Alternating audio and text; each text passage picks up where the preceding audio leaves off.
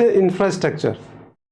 तो देखिए इंफ्रास्ट्रक्चर का डेफिनेशन देखें हम, तो आप लोग बताओ इंफ्रास्ट्रक्चर का क्या मतलब होता है अपनी लैंग्वेज में। What mean by infrastructure?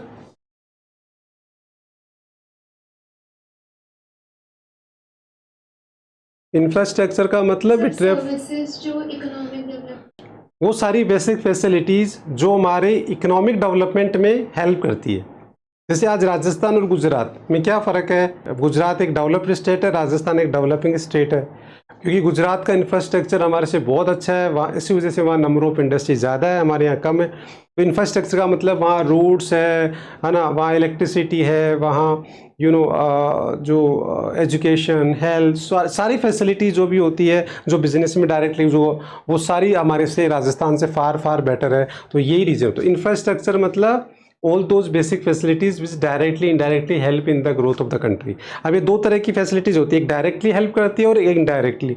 जो डायरेक्टली हेल्प करती है लाइक जैसे ट्रांसपोर्टेशन हो गया, इलेक्ट्रिसिटी हो गई, है ना, और रोड्स हो गई, ये सारी क्या होती है डायरेक्टली अफेक्ट करती है, तो इनको बोलते हैं इकोनॉमिक इंफ्रास्ट्रक्चर। और जो इनडायरेक्टली हेल्प करती है जैसे हाउसिंग, सैनिटेशन, एजुकेशन, ये सब इनडायरेक्टली हमारी एजुकेशन इकोनॉमिक ग्रोथ को हेल्प करते हैं, तो इनको बोलते हैं सोशल इंफ्रास्ट्रक्चर। तो इसलिए देखिए जो इंफ्रास्ट्रक्चर है इसके दो पार्ट हो गए आगे, इकोनॉमिक इंफ्रास्ट्रक्चर और सोशल। तो ये बेसिकली किस पे डिवाइड हुआ है? जो फैसिलिटीज़ होती है, जो बेसिक फैसिलिटीज़ होती है वो दो तरीके की होती है, एक डायरेक्टली हेल्प करती है और इनडायरेक्टली। तो जो डायरेक्टली हेल्प करती है वो क्या है? इकोनॉमिक, और जो इनडायरेक्टली हेल्प करती है वो क्या है? Social. Just read out three definition, what is infrastructure and उसके दो पार्ट होते हैं, इकोनॉमिक और सोशल। ये पढ़िए और बताइए कोई डाउट है क्या इसमें? Yes sir. एक ही और तो वर्ड समझना है, बेसिक फैसिलिटीज। इंफ्रास्ट्रक्चर का मतलब बेसिक फैसिलिटीज, और वो दो तरह की होती है, बेसिक फैसिलिटीज जो इकोनॉमिक ग्रोथ में हेल्प करती है, और उसके दो पार्ट होते हैं, एक डायरेक्टली और एक इनडायरेक्टली। डायरेक्टली मतलब इकोनॉमिक, जिसके अंदर रोड्स, ट्रांसपोर्टेशन, इलेक्ट्रिसिटी, ये सारे आ गए। इनडायरेक्टली लाइक एजुकेशन, हेल्थ, उसको हम सोशल बोलते हैं। थ्री डेफिनेशन सबको क्लियर है क्या? Yes sir. ना उसके बाद फिर आता है रेलवे। अभी बहुत इंपॉर्टेंट है। देखो रेलवे को तीन पार्ट में तैयार करना है। सबसे इंपॉर्टेंट पार्ट है इसका रेलवे, मतलब पूरे इंफ्रास्ट्रक्चर की टारगेट स्टडी ही रेलवे है, ठीक है। तो अब रेलवे जो है वो बहुत इंपॉर्टेंट टॉपिक है। रेलवे को हमें तीन पार्ट में डिवाइड करना है। सबसे पहला पार्ट, इसमें दो डेटा बहुत इंपॉर्टेंट है। व्हेन वाज रेलवे स्टार्टेड या introduce, basically when was introduce, कब इंट्रोड्यूस हुआ और कब स्टार्ट हुआ। तो देखिए सबसे पहले जो रेलवे हुआ 1950 के अंदर क्या हुआ, ये इंट्रोड्यूस हुआ, और जो फर्स्ट ट्रेन जो स्टार्ट हुई वो 1854। तो ये दो डेटा हमारे को इसमें याद रखना है, दोनों इंपॉर्टेंट है, ठीक है, कि इंट्रोड्यूस कब हुआ और स्टार्ट कब हुआ, ठीक है। उसके बाद अब ये पार्ट तो ये हो गया। दूसरा पार्ट जो सबसे इंपॉर्टेंट है इसमें वो ये वाला है कि द मेन मोटिव, मतलब रेलवे जो स्टार्ट किया था उसका what was the main motive of British government to introduce railway in India. क्योंकि उन्होंने अपने मोटिव के लिए रेलवे को स्टार्ट किया था। अब हमारे को जो बेनिफिट मिले वो तो सारे क्या थे? साइड इफेक्ट थे, तो वो तो बात की बात है, सेकेंडरी थी। बट मेनली जो उन्होंने रेलवे स्टार्ट किया था वो अपने खुद के सेल्फ मोटिव के लिए किया था, वो हमें बहुत अच्छे से पता होना चाहिए। तो ये क्वेश्चन बन सकता है कि what was the motive of British government to start the या to introduce the railway in India. उसके मैं थ्री कीवर्ड दे रहा हूँ आपको। सबसे पहला पॉइंट है इफेक्टिव कंट्रोल एंड एडमिनिस्ट्रेशन, इसको मार्क कर लो। फर्स्ट कीवर्ड क्या मार्क करेंगे? Effective control and administration. मतलब इंडिया एक बहुत बड़ा जोग्राफिकल एरिया पहले भी था, आज भी है, तो उसके अंदर जो ब्रिटिशर्स मैंने बताया था बहुत ही कम थे, उनको पूरा इंडिया कंट्रोल करना था, तो इसलिए उनको आर्मी मोबिलाइज करनी थी, इफेक्टिव कंट्रोल करना था, एडमिनिस्ट्रेशन, तो उसमें उनको रेलवे ने बहुत हेल्प किया। तो एक कीवर्ड आ गया effective control and administration. Second जो है वो कीवर्ड आ गया अर्निंग प्रॉफिट, मतलब foreign trade, profitable foreign trade, मतलब उनको फॉरेन ट्रेड करना था। तो देखो रेलवे सबसे बड़ा उनको जो हेल्प करा वो क्या करा, जो रॉ मटेरियल था वो उन्होंने पोर्ट तक पहुंचाया, मंडी और पोर्ट तक, और जो फिनिश गुड्स थी वो फिर पोर्ट से उन्होंने पूरे मार्केट में, तो ये बहुत बड़ा हेल्प किया उन्होंने। तो इसका मतलब उन्होंने जो एक इंडिया के अंदर प्रॉफिटेबल जो ट्रेड किया, जो ट्रेड करके प्रॉफिट कमाया, तो वो प्रॉफिटेबल ट्रेड के लिए उनको सबसे बड़ी हेल्प किसने की? इंफ्रास्ट्रक्चर ने। तो ये आ जाएगा foreign trade, profitable foreign trade. और थर्ड आ गया प्रॉफिटेबल इन्वेस्टमेंट। जैसे हमने ड्रेन्स ऑफ इंडियाज वेल्थ में पढ़ा था कि उन्होंने क्या किया, इंडिया का ही पैसा इंडिया के अंदर ही इन्वेस्ट किया, और वो इन्वेस्ट उन्होंने मालूम है कहाँ किया? रेलवे में किया, और उससे उन्होंने क्या किया? प्रॉफिट कमाया। तो इस तरीके से उन्होंने प्रॉफिटेबल इन्वेस्टमेंट भी करने के लिए रेलवे को उन्होंने, तो तीनों ही मोटिव उनके मेन मोटिव थे, और इन्हीं के लिए उन्होंने रेलवे इंडिया के अंदर स्टार्ट किया था। तो बस आपको 3 कीवर्ड याद रखना है। सबसे पहला क्या कीवर्ड है? Effective control and administration. Second keyword profitable foreign trade, और थर्ड प्रॉफिट। ठीक है, या इन्वेस्टमेंट या प्रॉफिट, कुछ भी लिख सकते हैं। Profitable investment. हाँ, प्रॉफिटेबल इन्वेस्टमेंट बोल सकते हैं। Profitable investment, profitable foreign trade, और इफेक्टिव कंट्रोल एंड एडमिनिस्ट्रेशन। अब इसको पढ़ो, कोई डाउट है क्या इसमें? याद ही हो गया होगा आपको पूरा अच्छे से? ये सेपरेट क्वेश्चन आ सकता है ना।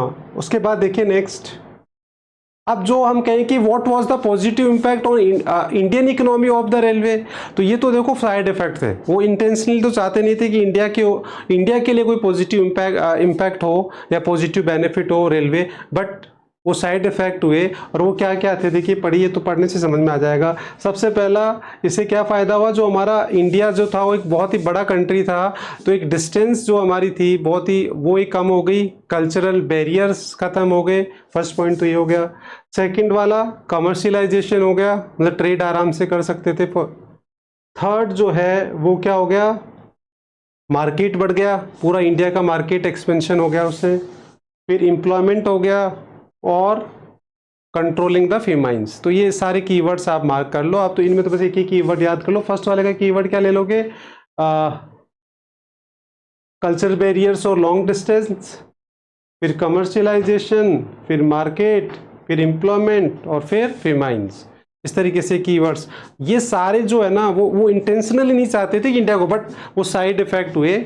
तो ये भी क्वेश्चन बन जाता है कि what was the positive impact on the Indian economy of the railway. तो ये हमारे को इस तरीके से ये भी तैयार करने। ठीक है,